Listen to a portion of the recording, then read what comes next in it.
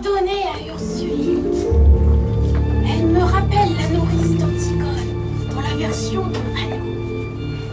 Vous savez que c'était mon premier rôle, Antigone. J'étais si fière. J'ouvrais ma félicité et il m'a dit, mon petit, vous m'avez fait ressentir le poids des mots. Elle a dit ça, le poids des mots. Je n'ai su qu'après que les morts ont malade au poids. Ils ont la densité que les vivants leur attribuent, mais Ensuite, c'est l'histoire qui les porte. oui, pour ceux qui ont la chance d'y entrer, mais pour les autres, les anonymes, combien de noms sommes-nous capables de retenir sur 6 millions, par exemple? Et encore, 6 millions, c'est sans compter les autres, les Tziganes, les Arméniens, les Tutsis. Ces vies-là entrent dans l'histoire comme des données comptables. C'est toujours ce qui m'a le plus révolté. C'est pour cela que j'ai décidé d'écrire ce témoignage. Je ne voulais pas être une donnée comptable. Mon numéro est déjà inscrit. C'est suffisamment difficile de l'oublier chaque jour, à chaque toilette, à chaque moment où je prends soin de moi. Et cela depuis plus d'un demi-siècle. Rentrons. Il faut vous ménager. Dorine arrive. Dorine! Ah oui, suis-je bête de l'avoir appelée Ursuline. Mais vous pardonnez à une vieille femme, n'est-ce pas, monsieur Rabat-Jouet? Je vous pardonnerai éternellement. Parce que si je confonds les mortes et les vivantes, avec lesquelles suis-je, moi? Je comprends ce que vous ressentez. Mais vous devez admettre que vous avez perdu celles qui sont mortes. Même si c'est une conclusion très longue à formuler. Vous êtes franc, merci. Mais jusqu'à ce que je puisse admettre que désormais je suis seule, je me sens prise dans une angoisse qui me laisse errante, glissante et flottante. Vous êtes entourés. Dorine ou même moi sommes prêts à vous aider. Nous sommes là pour vous. Mais vous vous proposez avec des moyens à vous, des moyens dont je sais l'inutile. Les seuls êtres qui peuvent m'aider sont hors de portée, ils n'ont même jamais existé. Ou plutôt, si, mais pas dans ce qui a été ma vie. Oh, que c'est compliqué. Je pense que je comprends. Comment pourriez-vous comprendre l'inconcevable, monsieur Tiroli? Moi-même, avec difficulté, par un grand effort de la mémoire, mais pourquoi dire effort de la mémoire puisque je doute même de mes souvenirs? Par un effort que je ne sais comment nommer, j'essaie de me souvenir des gestes qu'on doit faire pour reprendre la forme d'un vivant dans la vie. Marcher, parler, répondre aux questions, dire où l'on veut aller, y aller, comment m'y prendre, par où commencer?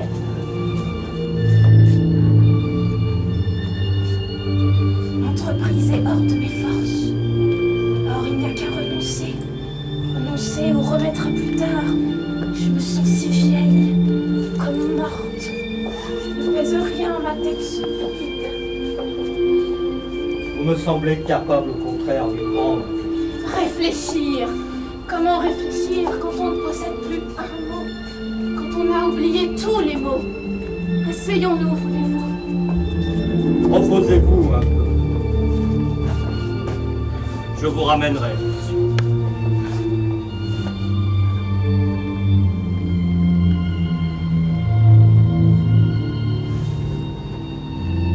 Combien de fois suis-je restée sur ce banc où l'on pouvait croire que je méditais ou que je me reposais? Combien de temps ai-je passé à ne pas méditer, à ne pas réfléchir, à essayer de me rappeler? Comment on fait pour se rappeler? Rappeler quoi? Je ne sais même plus ce qu'il faut se rappeler. En réalité, je ne sens rien. Je ne me sens pas exister, je n'existe pas. Combien de temps encore à rester ainsi, en suspension d'existence? Suspension d'existence. Vous voyez bien que vous retrouvez les mots. Monsieur Léricio, c'est comme si votre épaisseur interceptait la lumière. Je vous vois sourire d'un sourire encourageant, mais je ne comprends rien à votre sourire, ni à votre attitude, ni à votre gentillesse. la gentillesse. Pourquoi venez-vous me voir? Que voulez-vous savoir? Pourquoi voulez-vous que je sache, moi, des choses que vous êtes prêt à me dire, que vous êtes venu exprès pour me dire? Tout m'est incompréhensible et que tout me soit incompréhensible m'est indifférent. Je n'ai plus aucune curiosité, aucune envie de savoir. C'est comme les livres posés sur ma table de chevet. Quelquefois, en me soulevant sur mes oreillers, je regarde ces livres, sans faire de relation entre les livres et la lecture des objets sans usage. Que faire de ces objets? Je ne parviens pas à me réhabituer à moi.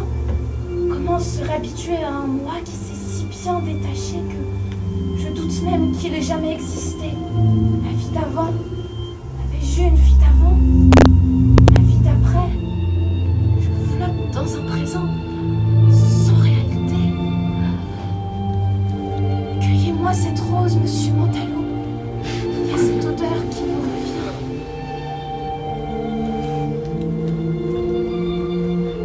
Je puis vous aider. La réalité n'est pas une forteresse avec ses élus et ses esclaves. Il suffit d'être patient.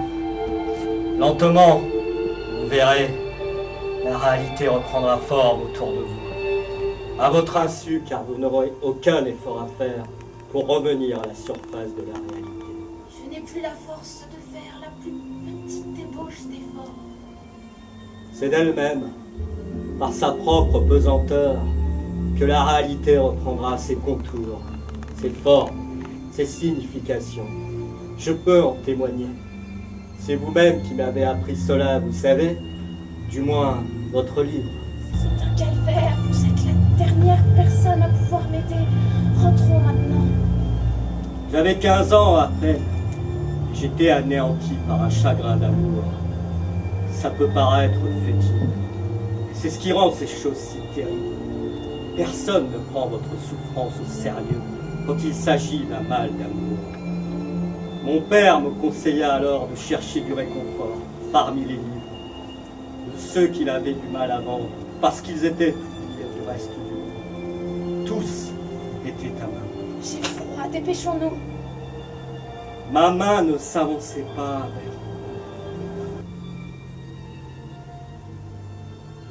vers. Longtemps je les ai regardés, sans avoir l'idée de les prendre, de les toucher.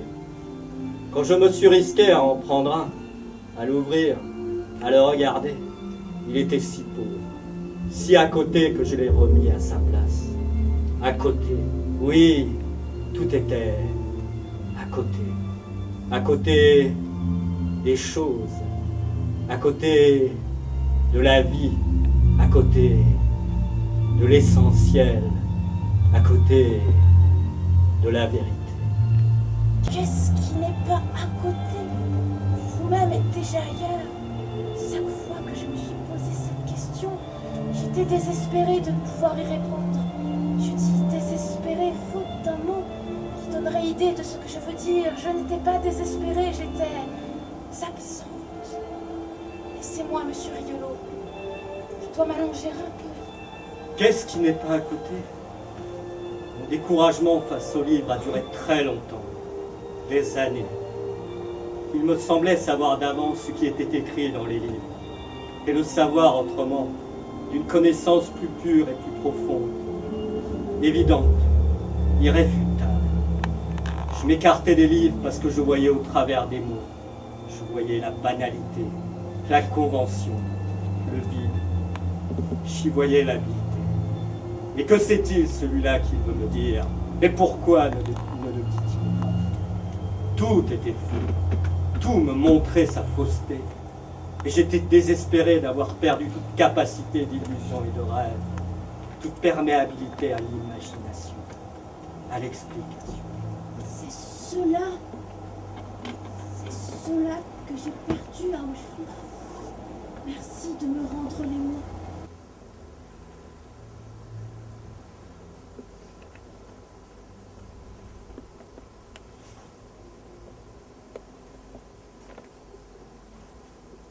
Je vous le dois.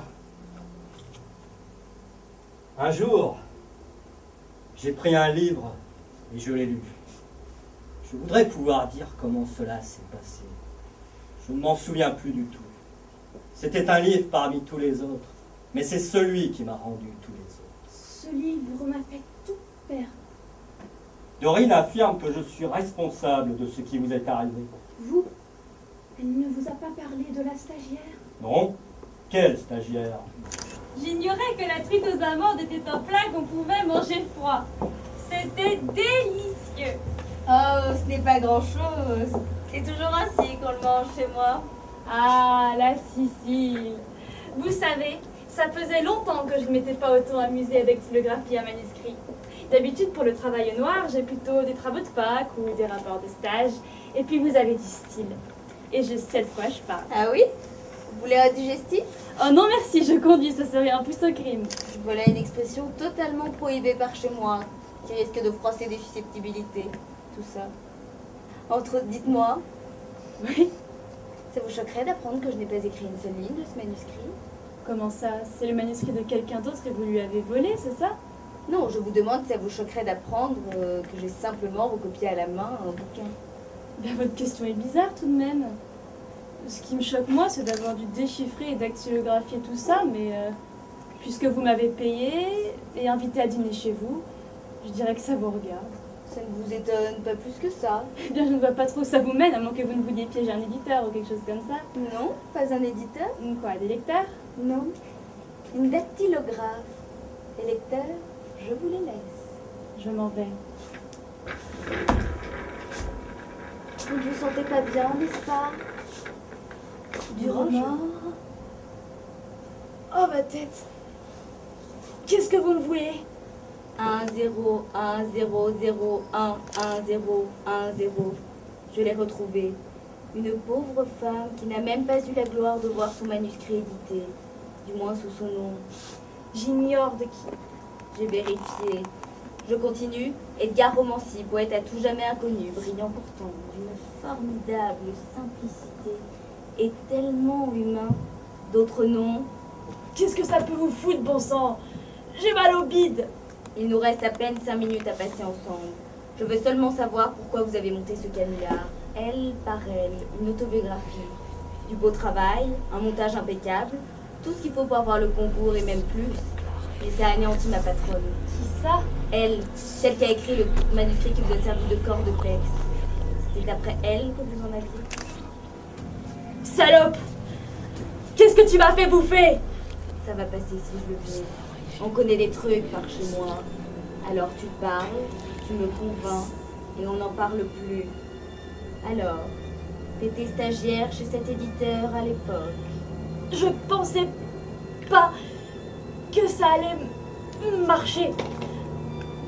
Mon petit ami m'avait largué. Je voulais lui prouver que moi aussi j'étais capable de fabriquer des faux. Oh non! Non! C'est pas lui le fautif. Suarez, sa directrice de recherche. Suarez, comme ça se prononce. J'y vois plus rien, putain de salope! Qu'est-ce que tu m'as fait? Cyanure. Laisse-toi aller. Voilà. On n'en parle plus. Elle est morte, dans mes bras, à l'instant. J'ai brûlé le livre. Le dernier. Vous l'avez tuée, comme la stagiaire. Taisez-vous. On peut vous entendre. Quoi? Vous voulez dire que... Oui, la stagiaire. Juste là. Le banc en pierre, c'était pour camoufler les traces. Et l'autre, la directrice de recherche, vous l'avez... Parti pour le Guatemala. Trop loin pour moi. Ça suffit maintenant, vous en savez assez. Qu'est-ce que vous allez me faire?